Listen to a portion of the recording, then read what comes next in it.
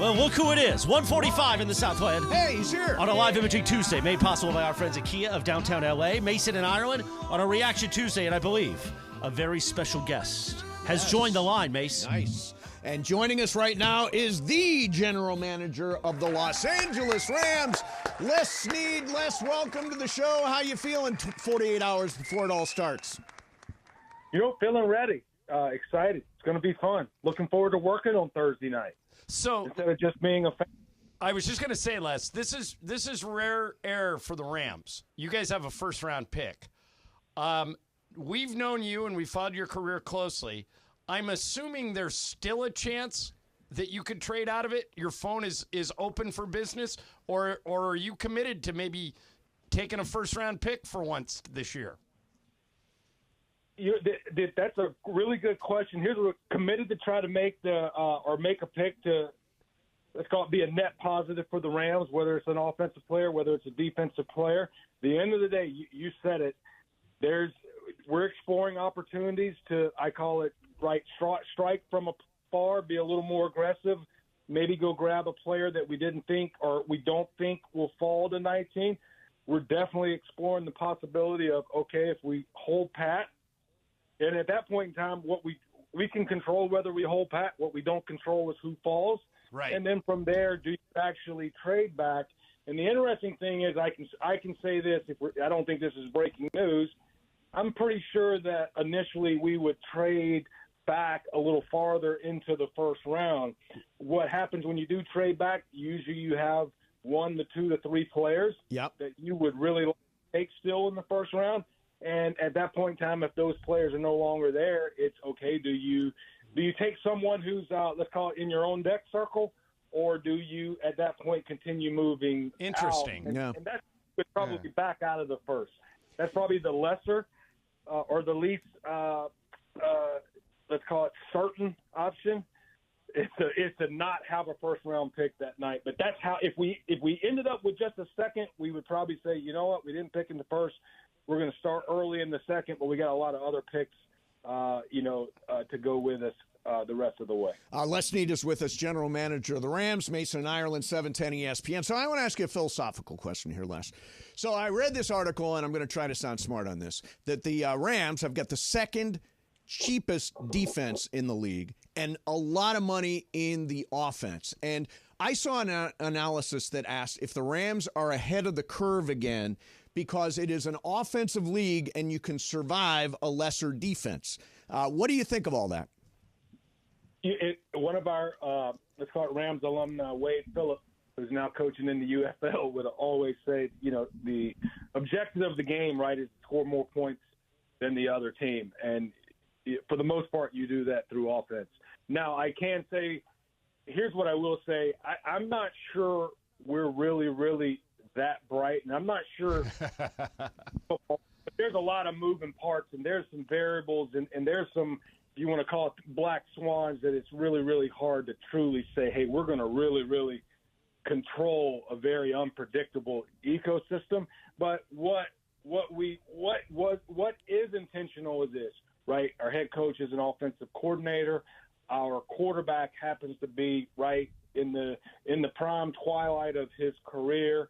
We have a lot of players on offense who are in their prime twilight, even some young ones that came on. So offensive is important. It's how we're built presently, and I do think, right, helping the offense continue evolving, continue, let's call it, possibly being a little bit better than they have been.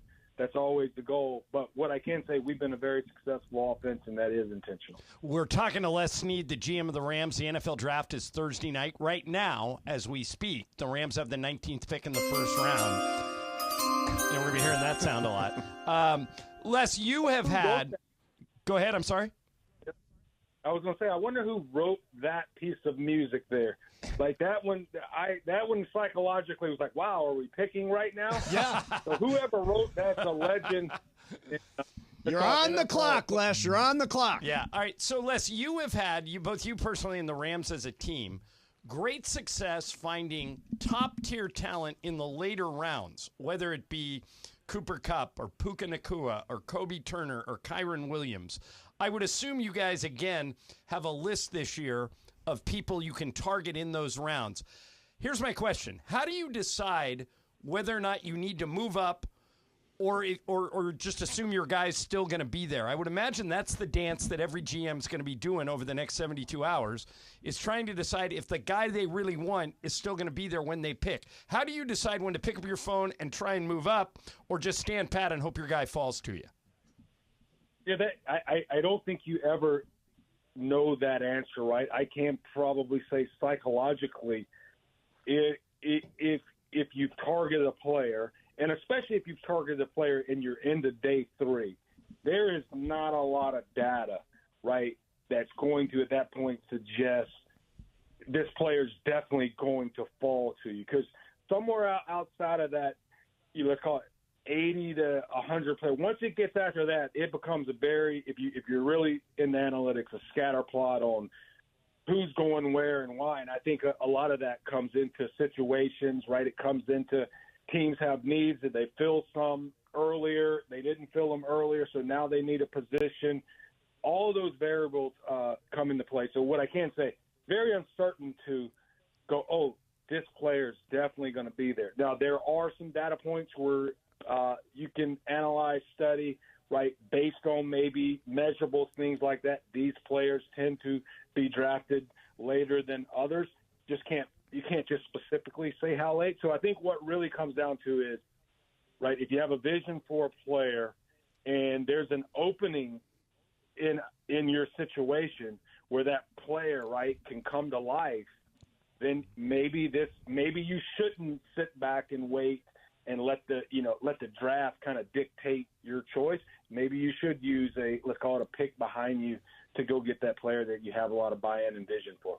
All right, so as part of that process, I just wonder how things get executed on draft day. In other words, if you want to talk to John Lynch, do you call him? Do you text him? Are you guys all sitting in a room with each other's phone numbers? Or is there a Zoom call going? How do you communicate with other teams day of the draft? That's a really, really interesting question. The technology with the league is we have, and I couldn't tell you how it gets done, but it's pretty simple because it's an old school phone.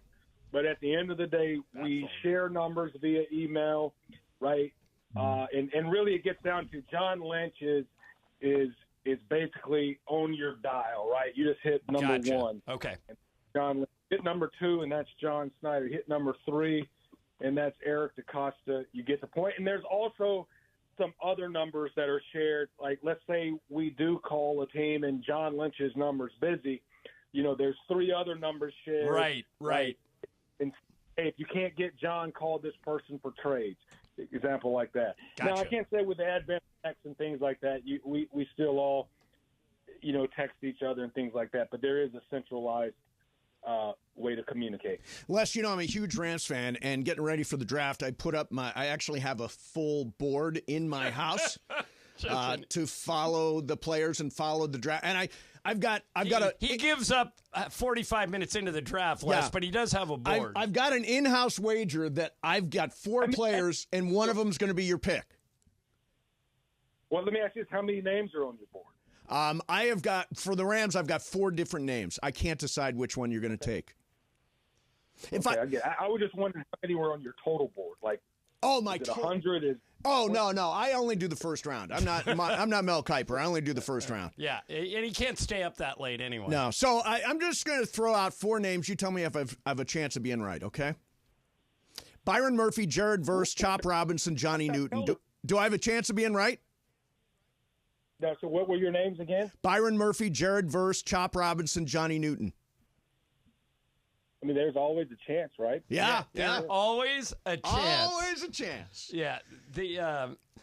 And by the way, Les, you guys have this draft house in Hermosa Beach. I was just looking at pictures of it. Is that where you're going to be on Thursday, in this $16 million Hermosa Beach mansion?